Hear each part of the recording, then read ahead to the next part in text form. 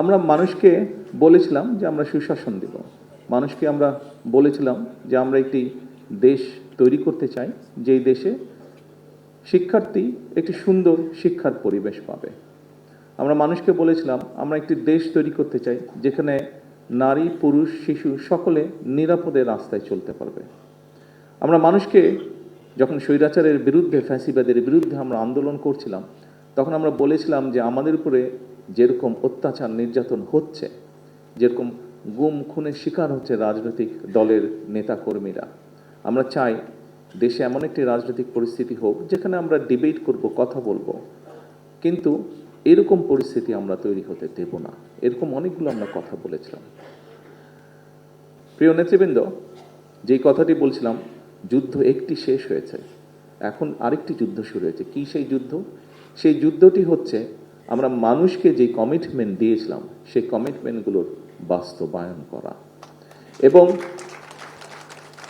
আপনারা খেয়াল করে দেখবেন, প্রত্যেকেই আপনারা এখানে 12 তারিখে যে নির্বাচন হয়েছে সেই নির্বাচনে আপনারা মাঠে ছিলেন। আমি বলেছিলাম যে নির্বাচনটি কিন্তু কঠিন হবে।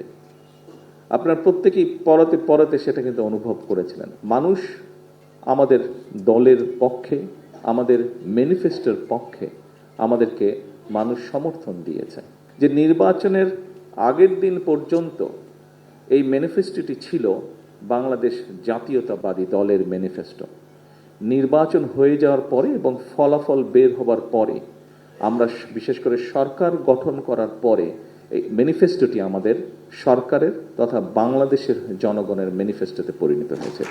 কারণ 52% মানুষ যারা ভোট দিয়েছে, 52% মানুষ এই ম্যানিফেস্টোর পক্ষে রায় দিয়েছে।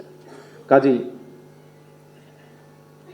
প্রিয় নেতৃবৃন্দ, আমাদেরকে এখন এই ম্যানিফেস্টোতে আমরা যা যা বলেছি আমাদের সর্বোচ্চ দিয়ে সরকারকে চেষ্টা করতে হবে এই ম্যানিফেস্টোর বাস্তবায়ন করার জন্য। কিন্তু সরকারটি গঠন হয়েছে, আমরা কি বলি, বিএনপি সরকার বলি, কিন্তু তাই নয় কি? আমরা বলি বর্তমান সরকার বিএনপি সরকার, অর্থাৎ সরকার ঠিকই আছে কিন্তু বিএনপি সরকার। সেজন্য বিএনপি যদি সহযোগিতা না করে অনেক ক্ষেত্রেই সরকার সফল হতে পারবে না। এবং বিএনপির সফলতা তখনই নির্ভর করছে যখন আপনারা এখানে উপস্থিত প্রত্যেকটি মানুষ এবং আপনারা যাদেরকে নেতৃত্ব দিচ্ছেন তাদেরকে সাথে নিয়ে সরকারের পেছনে এসে না দাঁড়ান। তা এর বাইরেই হলে আমরা সরকারকে কাঙ্ক্ষিত লক্ষ্যে নিয়ে যেতে পারবো না। সেজন্যই উপস্থিত সকল নেতৃবৃন্দ, আপনাদের সহযোগিতা প্রয়োজন।